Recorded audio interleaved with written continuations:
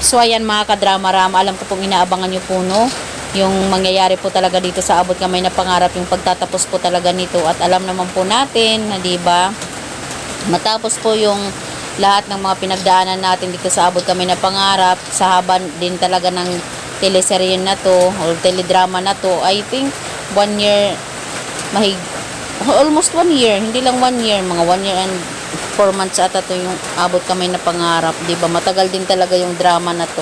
Ito yung drama na pinakamatagal talaga, di ba? Dahil mas maraming mga pinapapasok itong si director na iba-ibang role, iba-ibang mga actress, mga artista, di ba? Natapos din talaga yung ating samahan dito mga drama sa Abot Kamay na Pangarap. At alam ko na itong si Ana din talaga ay matagal na din talaga niya na inaantay. Ito matagal na din talaga itong pangarap na mabuo talaga yung kanyang pamilya. Pero nung mga panahon na yun ay marami talaga yung ayaw dito sa nanay niya, lalong-lalo na itong si Moira no, na ngayon talaga ay wala na itong si Moira, nagpaalam na. Kaya wala talaga tayong magagawa mga kadrama pag talagang si director talaga yung gumalaw. Char. So mga kadrama, matapos ang mahabang pila, matapos ang mahabang panonood natin ng Abot Kamay na Pangarap, ay dumating din talaga tayo sa point na to na magiging masaya talaga pagdating talaga ng bandang huli dito sa Abot Kamay na Pangarap. At ngayon ay masaya na nga talaga, diba? Yung ngiti talaga ni Annalyn abot hanggang langit, diba?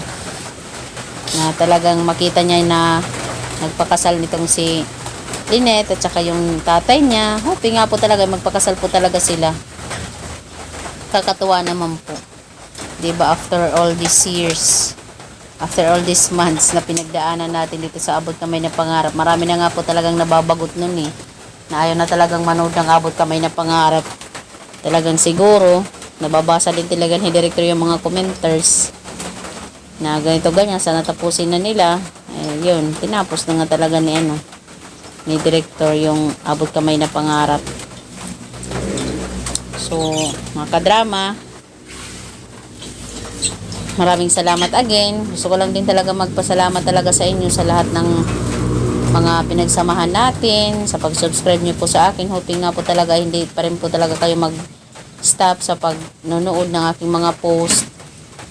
Abangan nyo po yung next na ipopost ko po, mga ka-drama. Hoping talaga magustuhan nyo din talaga yung mga ko ipopost. So ayan, congrats Lynette and RJ, diba? Kaya paalam na mga ka-drama sa drama na to, dahil natapos na nga po talaga, diba? Masayang masaya na. So yun lang po. Thank you so much. Bye! Abangan po natin kung may book to pa.